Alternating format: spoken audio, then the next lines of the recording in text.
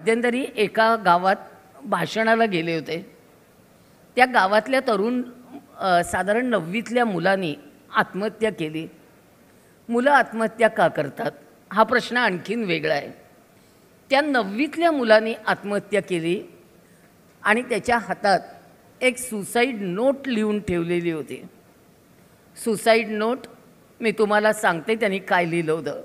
Mummy, I am sorry, मला बंटीची mummy होता आलं नाही. पुन्हा एकदा सांगते, मम्मी, आय एम सॉरी, मला बंटीची मम्मी होता आलं नाही. या सुसाईड नोटचा अर्थ कुणालाही कळला नाही. विचारून बघितला, त्या मुलाच्या आईला विचारलं याचा अर्थ काय आहे. त्या म्हणल्या माझ्याही लक्षात आलं नाही हो. मग त्याच्या मामांनी मला असं सांगितलं की या सुसाईड नोटचा अर्थ फार वेगळा आहे. माझी बहीण खूप शिकलेली आहे, प्रचंड हुशार आहे आणि तिचे मिस्टर मुंबईतल्या एका कंपनीमध्ये फार मोठे अधिकारी आहेत. त्यांना प्रचंड पगार आहे. माझ्या बहिणीला नोकरी करण्याची तसं म्हटलं तर आवश्यकता नाही, पण तिचं शिक्षण बघता तिला ते करणं आवश्यक आहे असं तिला वाटत होतं.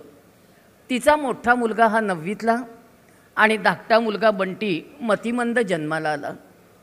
मतिमंद बाळाला वेळ देणं हे खूप गरजेचं होतं. म्हणून सगळ्यांनी सुचवून बघितलं की बाळ सेटल होतपर्यंत थोडे दिवस नोकरी नाही केलीस तर चालेल का. ती म्हणाली नाही, मी कामाला बाई ठेवते पण मला नोकरी करावीच लागेल.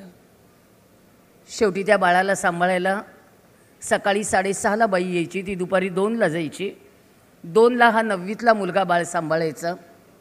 आणि एक दिवस त्या बंटीला खूप ताप होता.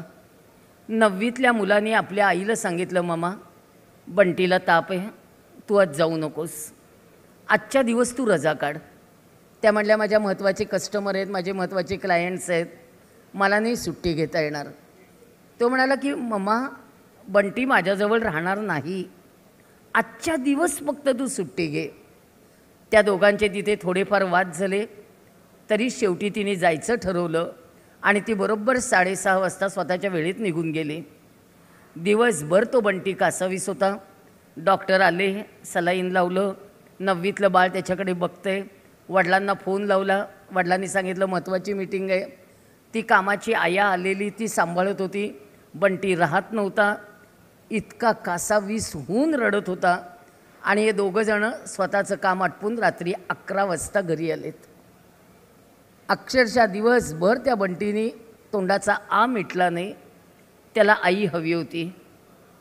तो आईसाठी कासावीस झाला होता. आणि रात्री 11 वाजता दरवाजा उघडला.